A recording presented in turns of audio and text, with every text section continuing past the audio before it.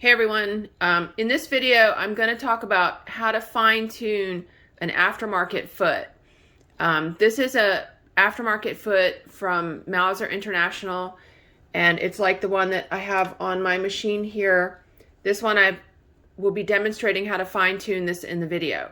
What I want to say, why I needed to fine-tune the foot and what was going on is, if you're not getting even stitches, you may need to fine-tune your foot. So, not getting even stitches, this is an example here in this paper where I sewed a square. So I went down this way, up and over. And you can see that this top row of stitches, the distance between the stitches or the size of the stitches was not the same. And that's all in a test on just a piece of paper, one piece of paper with no thread. So when I did this test, it told me I had a problem, that my machine was not feeding evenly. So what I want to cover in this video is how to fine-tune your foot. But before I go into fine-tuning your foot, I want to say that you really need to make sure that other parts of your machine are working properly. So this is a stitch sample that I did here on my Mauser International machine. And as you can see, when you look at the front, I do have like a little bit of fraying here. I'm testing this with silk rayon floss, which is a non-stranded floss thread. So it's a little more difficult to use than some. So in looking at my stitch sample here, I'm going in circles in both directions and not dropping any stitches, not having any differences in the stitches. So first thing is that I know my timing is correct because I'm not dropping any stitches. And then when we look at the back of the fabric, you can see that all the stitches are pretty much perfect, that there's not any fraying. I mean, there's like just a little bit there maybe, but in general, the stitches are all being formed properly and there's no fraying or stuff on the bottom side. If you're looking at your stitches and you're dropping stitches, or you have ugliness happening on the bottom side, then you probably have a timing problem. So that I cover in my timing troubleshooting video already, so I'm not going to go into that now. But what I kind of want to stress here is that you need to fine-tune your machine so that you can get all of these very nice uniform stitches. And then if you've done all this, but your machine is not feeding evenly, you may want to fine-tune your foot. Okay, so in this case here, I got a new foot that did not come with my machine. So I'm sort of retrofitting a new foot, and I felt that I needed to fine-tune it a little bit. The aftermarket foot from Mauser, I like the claw foot. I'm mostly using the claw foot. It's, at this time, in 2022, it's a $7 part. So it's very, very reasonably priced. Can't complain about the price at all. But when setting it up to my specific machine, the foot did need a little fine-tuning. Not all machines are exactly equal. So I want to kind of stress to you that the first thing I did was check and test that my machine is timed properly, stitching properly, no burrs on the needle plate, no burrs in the tension device anywhere. And then if it's feeding unevenly, I need to fine-tune the foot.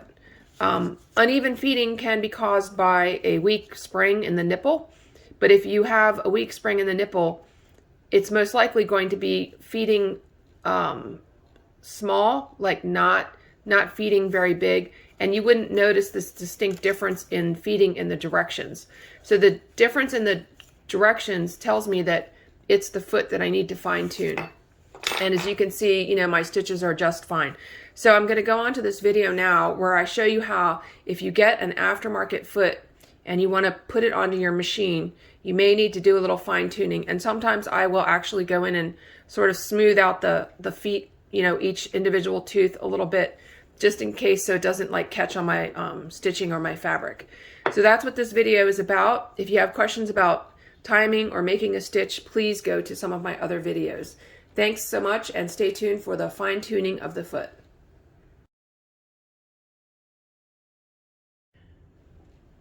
Hey everybody, so I just wanted to do a quick video about how to get even feeding and make sure your stitches are the same size in all directions.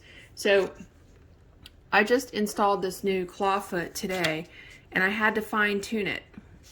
What I mean by fine tuning it is I had to bend it just a little bit.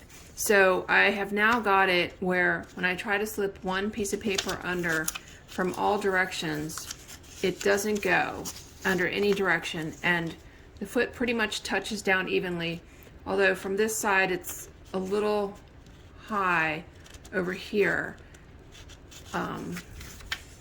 It's a little high on this side, but it's mostly even. And now I'm talking about a piece of paper. So I've kind of bent the foot with a hammer and moved it around. And then now I'm going to test it. So the way I'm going to test it is I'm going to stitch a square.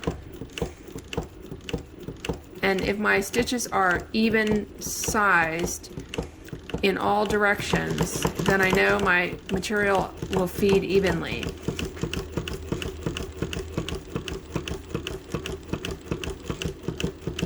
So I'm supposed to be a square anyway. But I stitched this square, and now we look at it, and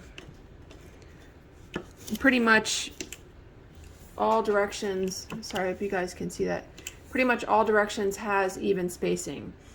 Now you're gonna ask me, well, what did I do? How did I do this? So basically I will show you that right now. Okay, so I happen to have a vise here and a hammer and a block of wood. If you don't have an actual vise, you can use vise grips. But what you're going to do is you're going to clamp your foot in the vise, and you're going to pound it to make it centered on the needle bar and make it even. And hold on one second and I will show you what I do. Okay, so I'm just sitting on the floor right now, but I have this foot. And let's say, for sake of argument, I'm just going to use this as an example. Right here, it was too low, touching down here. So that would mean that the paper would slide underneath from this side, but it wouldn't slide from here. So I need to modify it. I need to bend this part up. So basically, I have a piece of wood to protect the claw feet. I'll put it into my wood with this part facing down, and then I will put it into my vise so it's gripped, and then I'll take my hammer.